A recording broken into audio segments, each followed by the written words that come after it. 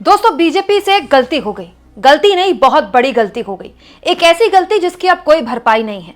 BJP एक ऐसे चक्रव्यूह में फंसती दिखाई दे रही है जिसके इर्द गिर्द उसका वो वोट बैंक है जो तैयारी बीजेपी ने किया है। दोस्तों, आज दिल्ली की मुख्यमंत्री आतिशी मीडिया के सामने आई। मीडिया के सामने तो वो किसी और मुद्दे को लेकर थी। वो चुनाव आयोग के सामने अपनी शिकायतें भी रख रही थी और बता रही थी कि बीजेपी कैसे चुनावी घोटाला कर रही है दिल्ली में।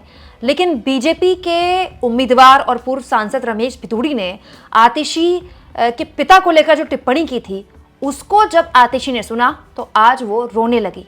आतिशी भावुक हुई, उनकी आंखों से आंसू गिरे। लेकिन यकीन जानिए, ये आंसू बीजेपी को वोट के लिहाज से बहुत महंगे पड़ने वाले हैं। भावुक आतिशी ने अपने आंसुओं को पोंछते हुए कैसे बीजेपी को हराने की कसम खाई, ये मैं आगे आपको बताऊंगी। लेकिन आतिशी किस बात को लेकर भावुक हुई, पहले आपको ये सुनना चाहिए। दोस्तों, बीजेपी ने कालका से, दिल्ली के कालका से, यानी कि आम आदमी पार्टी की कालका से उम्मीदवार और दिल्ली की मुख्यमंत्री आतिशी के खिलाफ उम्मीदवार उतारा है रमेश भिदुड़ी। रमेश भिदुड़ी वैसे तो गालीबाज नेता रहे हैं। संसद में इन्होंने बीएसपी के उस वक्त के सांसद दानिश अली को लेकर बेहद ही गंदी और भद्दी गाली गलौज की थी। ये जाने ही अपनी वाहियात बातों के लिए जाते हैं। लेकिन इन्होंने मुख्यमंत्री आतिशी को लेकर एक बहुत ही घटिया बात बोली। वो बात जब कल सोशल मीडिया में तैरी तो बीजेपी की हालत खराब हो गई। सुनिए क्या कहा रमेश भिदुड़ी ने। अरे ये मार्लिना, ये तो सिंह बन गई भैया, चेहरा ही नाम बदल दिया। केजरीवाल ने बच्चों की कसम खाई थी, भ्रष्टाचारी कांग्रेस के साथ नहीं जाऊंगा। मार्लिना ने बाप बदल दिया, पहले मार्लिना थी अब सिंह हो गई। ये इनका चरित्र है। रमेश भिदुड़ी की इस बात के बाद चौतरफा बीजेपी की निंदा होने लगी।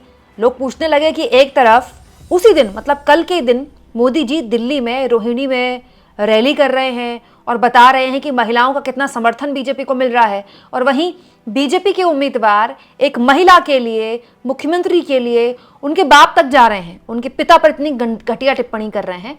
तो रमेश भिदुड़ी बैकफुट पर आ गए और रमेश भिदुड़ी ने शाम होते होते बिना शर्त माफी मांग ली। लेकिन जुबान से निकली हुई बात और कमान से निकला हुआ तीर कहां वापस होता है।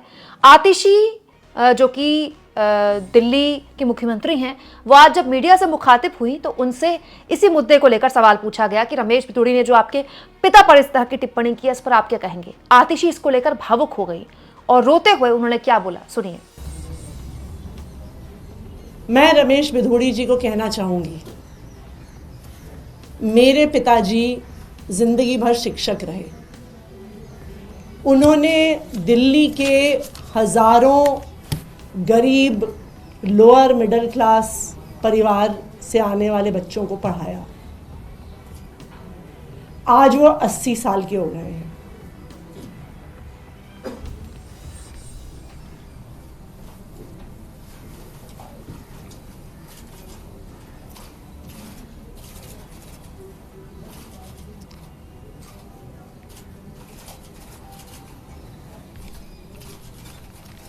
वो इतने बीमार रहते हैं कि बिना सहारे के चल नहीं पाते हैं।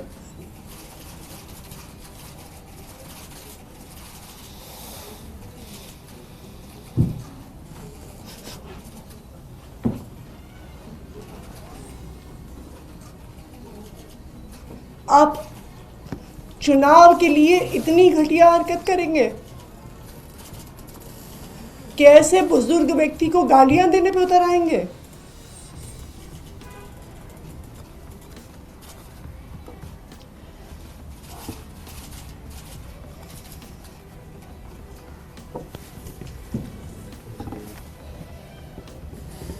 इस देश की राजनीति इतने घटिया स्तर पर गिर सकती है, मैं कभी सोच नहीं सकती थी। रमेश भिदुड़ी जी खुद दक्षिणी दिल्ली से 10 साल सांसद रहे।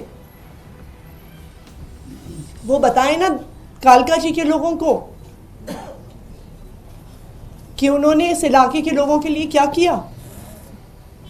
वो दिखाएं ना कि जो उनका 10 साल का काम था वो मेरे 5 साल के विधायक के काम से बहुत बेहतर था। उसके आधार पर वोट मांगे। कहें कि अगर आतिशी ने एक सड़क बनवाई तो मैंने 10 सड़कें बनवाई। आतिशी ने अगर 100 सीसीटीवी कैमरा लगवाए तो मैंने 1000 सीसीटीवी कैमरा लगवाए। आतिशी ने अगर 1000 लाइटें लगवाई तो मैंने 5000 लाइटें लगवाई। अपने काम पर वोट मांगे। मेरे बुजुर्ग पिताजी को गालियां देके वोट मांग रहे हैं वो। ये बहुत दुख की बात है। दोस्तों वैसे तो अगर आपके अंदर थोड़ी भी सेंसिटिविटी है तो किसी को भी अगर आप भावुक होता देखते हैं तो आपका दिल टूट जाता है। मतलब मैं व्यक्तिगत तौर पर बताऊं कि मेरे आगे अगर कोई रो दे तो मैं बहुत कमज़ोर पड़ जाती हूँ। मैं किसी को रोता हुआ नहीं देख सकती और मैं 100% श्योर हूँ कि आप भी ऐसे ही होंगे, क्योंकि हम सब के अंदर एक इंसान भी है ना, हम रोबोट थोड़ी ही हैं। और ख़ास तौर पर कोई महिला अगर रो दे, वो भी इतने बड़े पद पर बैठी हैं, दिल्ली की मुख्यमंत्री, एक बहुत ही काबिल औरत है आतिशी, बहुत ही पढ़े लिखे परिवार से, खुद बहुत पढ़ी लिखी हैं, विदेश में पढ़ी ली हुई हैं और खुद दिल्ली के उपराज्यपाल उनकी तारीफ कर चुके हैं कि अरविंद केजरीवाल से बेहतर मुख्यमंत्री हैं। वो मुझे रो दें और वो इसलिए रोएं कि मेरे पिता इतने बुजुर्ग हैं कि वो चल नहीं पाते हैं, उनको चलने के लिए सहारा चाहिए और रमेश बिधूड़ी को मेरे पिता ही मिले इस तरह की टिप्पणी करने के लिए। दोस्तों बात ऐसी है कि हमारे देश में ना भाषा की मर्यादा नाम की कोई चीज़ नहीं रह गई, और रहेगी कैसे जब स्वयं प्रधानमंत्री चुनाव में भाषा की सारी मर्यादाएं लांघ के कुछ भी बोल देते हैं, कुछ भी एक संप्रदाय विशेष को घुसपैठी जैसे शब्दों का इस्तेमाल करते हैं बिना कोई झिझक के। मतलब इस बात को लेकर मोदी जी को कोई अफसोस भी नहीं होता। हर चुनाव में मोदी जी, मुझे लगता है कोई चुनाव 2014 के बाद ऐसा नहीं हुआ है जहां पर पाकिस्तान का जिक्र नहीं किया गया, खुद मोदी जी ने किया। तो फिर जब पार्टी का सबसे बड़ा नेता इस तरह के शब्दों का इस्तेमाल करेगा तो बाकी नेताओं को तो एक मैसेज मिलना चाहिए बस। लेकिन दोस्तों रमेश बिधूड़ी ने जो बात बोली है बीजेपी को अब बहुत भारी पड़ने वाली है। यकीन जानिए 2014 के बाद बीजेपी ने एक सफलता हासिल की है। उस सफलता को मोदी जी बड़े शान से फ्लॉन्ट करते हैं और वो सफलता है महिला वोट बैंक तैयार करने की। एक महिला वोट बैंक तैयार हुआ जिसके लिए कहा गया कि 2019 में जो जीत मिली मोदी को, उसमें बहुत बड़ा योगदान उस महिला वोट बैंक का भी था, जिसको उज्ज्वला योजना का फायदा मिला। फिर प्रधानमंत्री आवास के तहत जो घर बनते हैं उसमें भी जो रजिस्ट्रेशन होता है, घर की रजिस्ट्री होती है, वो घर की महिला के नाम पे होती है। इसके अलावा दोस्तों और भी बहुत सी योजनाएं राज्य सरकारें चलाती हैं, बीजेपी की राज्य सरकारें, जैसे लाडली बहन योजना। जाहिर तौर पर वो भी महिलाओं को खुश करने के लिए है। क्यों? क्योंकि महिलाएं एक वोट बैंक है।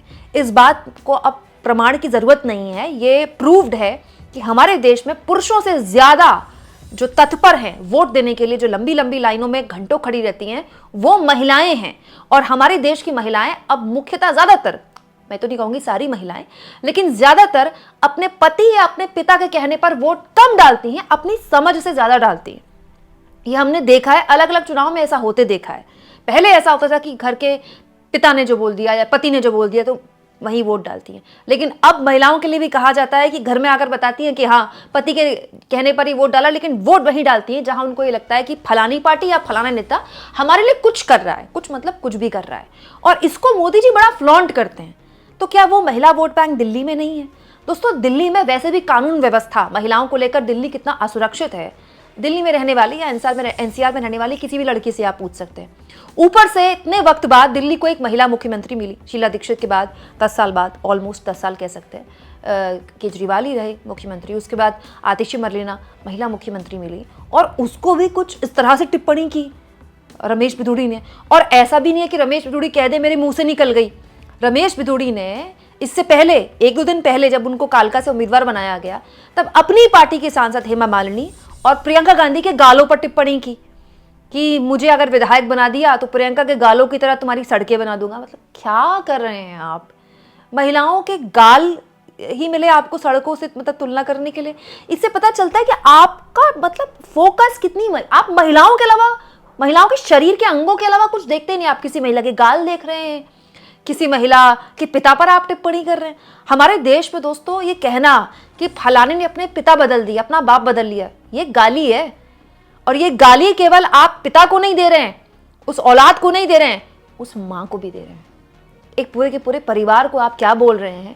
रमेश बिधूड़ी को एहसास भी था। अब दिक्कत यह है दोस्तों कि माफी मांगने से जुबान से निकली हुई बात तो खत्म होती नहीं, क्योंकि रमेश बिधूड़ी कोई पहली बार थोड़ी बोल रहे हैं सब। रमेश बिधूड़ी तो ऐसी ही बातों के लिए जाने जाते हैं। शायद इसी टैलेंट की वजह से बीजेपी ने उनको उम्मीदवार बनाया। लेकिन बीजेपी ने जिसलिए उनको उम्मीदवार बनाया, बीजेपी चाहती थी कि रमेश बिधूड़ी जैसा कोई स्ट्रॉन्ग कैंडिडेट देकर आतिशी को वो उनके इलाके में सीमित कर दे ताकि वो बाहर प्रचार न कर पाए। लेकिन आतिशी के ये आंसू अब बीजेपी पर इतने भारी पड़ने वाले हैं कि रमेश बिधूड़ी अपनी सीट में ठीक से प्रचार कर लें वो बहुत बड़ी बात होगी। दोस्तों दिल्ली का वोटर अलग तरह का वोटर है। मैंने दिल्ली के एमसीडी के चुनाव भी कवर किए और पिछले बार के विधानसभा चुनाव भी कवर किए थे। दिल्ली का वोटर इतना होशियार वोटर है ना कि उसको पता होता है कि उसको एमसीडी में केजरीवाल को जिताना है, उसको ये भी पता होता है कि अगले साल 2024 के लोकसभा चुनाव में उसमें उसको मोदी को जिताना है। तो दिल्ली का वोटर किसी हवा या किसी लहर में नहीं बहता। दिल्ली का वोटर एकदम क्लियर होता है। अगर क्लियर ना होता तो 2014 और 2019 में मोदी की लहर थी, दिल्ली की सारी सीटें बीजेपी ने जीती। उसके बाद जितने भी विधानसभा चुनाव हुए, 2015 के विधानसभा चुनाव, 2020 के चुनाव, ठीक मोदी लहर में सवार होने के बाद भी दिल्ली में केजरीवाल को जिता दिया। ये दिल्ली के वोटर की होशियारी है। और ऐसे दौर में जब एकदम सेंसिटिव माहौल में दिल्ली का चुनाव आ गया, किसी भी वक्त किसी भी दिन चुनाव आयोग दिल्ली की तारीखों का ऐलान कर सकता है, दिल्ली के बीजेपी उम्मीदवार ने इतनी बड़ी गलती की है जिसकी बहुत मुश्किल है भरपाई होना। आपको क्या लगता है दोस्तों, क्या दिल्ली की महिलाएं, दिल्ली की महिला मुख्यमंत्री के आंसू झेल पाएंगी? क्या उनको भूल जाएंगी? क्या वोट के लिहाज से चोट पड़ेगी बीजेपी को? कमेंट बॉक्स में जरूर लिखें और जितना हो सके चैनल को शेयर करें, सब्सक्राइब करें और थैंक्स फॉर ज्वाइन के ऑप्शन से अगर आप चाहें तो कुछ आर्थिक मदद भी चैनल की जरूर करें।